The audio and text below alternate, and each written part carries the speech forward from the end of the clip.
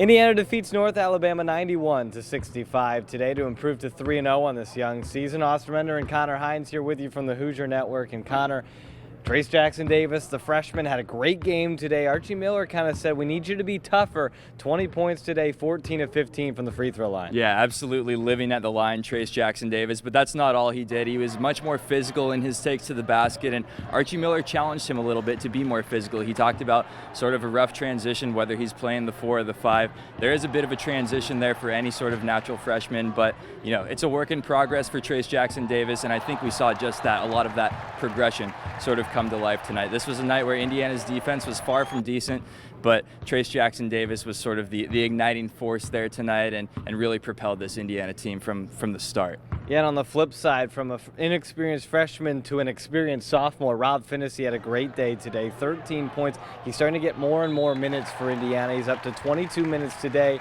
Archie Miller said he's starting to become a little bit more full go in practice, which is something that this Indiana team needs, both offensively with his 13 points and his 6 assists, but defensively, probably the best on-ball defender that this Indiana team has. Speaking of defense, that was the spot that Indiana struggled today. Yeah, and Archie Miller has harped on it through these first 3 games. He said, hey, yeah, it's important that we're 3-0, but we're certainly not where we want to be. And that's just sort of the natural sort of progress that this team is going to have to go through because they're so young, because they're still figuring out all these different sort of lineup changes. And Archie Miller's okay with that. He said, hey, we're going to get better. It's just going to take time. So I think you saw a little bit of that sort of wear and tear on Indiana tonight. You know, North Alabama came out and couldn't really miss from 3-point territory tonight.